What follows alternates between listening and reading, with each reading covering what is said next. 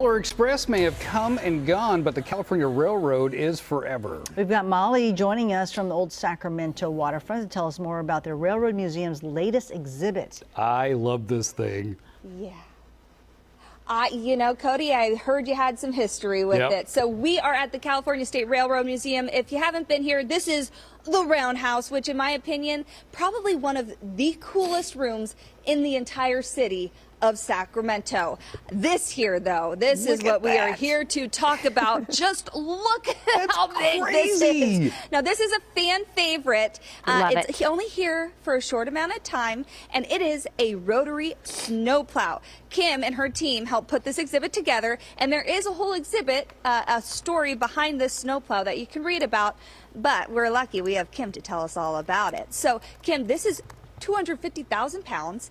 It's a snowplow, and it's actually involved in a very well-documented story. Yeah, in 1952, the city of San Francisco, which is a streamliner train traveling from Chicago to San Francisco, got stuck in the Sierras around Immigrant Gap.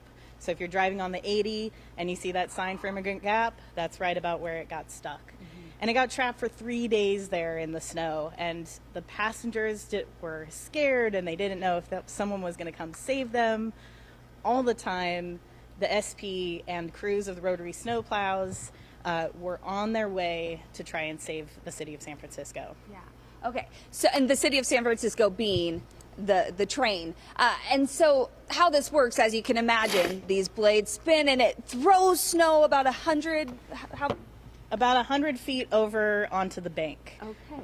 So if you've ever heard of Sierra Cement, this story really paints a picture of that, because 7 of these snowplows were deployed.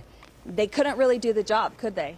No, the snow and the wind and the weather conditions were such that the snowplows just kept getting stuck and stuck and stuck. And ultimately, at the end of the day, on the 3rd day, 4th day, the Mexican track workers who were stationed in Colfax came up and dug out the train, and they actually were the heroes of the day.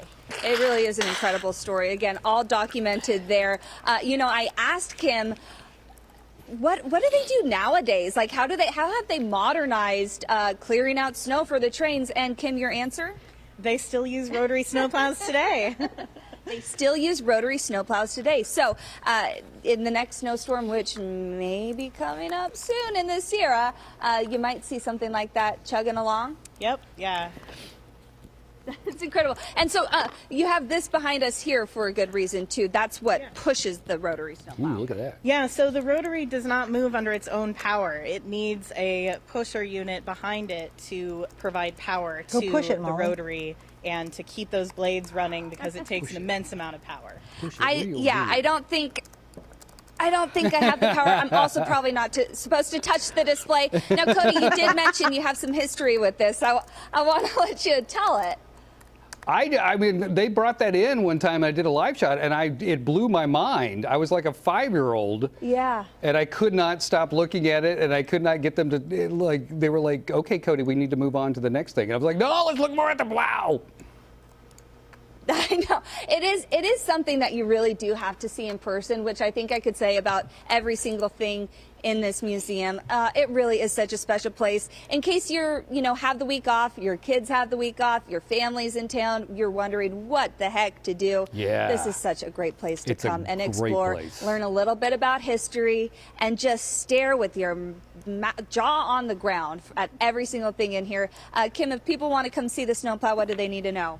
Yeah, the snowplow, you can come and see it with entry to the museum. We're open from 10 to 5 p.m. every day except New Year's Day. Okay. And this will be here through about the end of March? Yeah, we'll have it open in the Roundhouse until March. All right. Just remember, if you're wondering what to do today, you could always choose the Railroad Museum. Thanks, Molly. Wilson. Seriously, if you get folks in town, that is such a good museum. And it's like memories, man. People will never forget that. Yeah, definitely.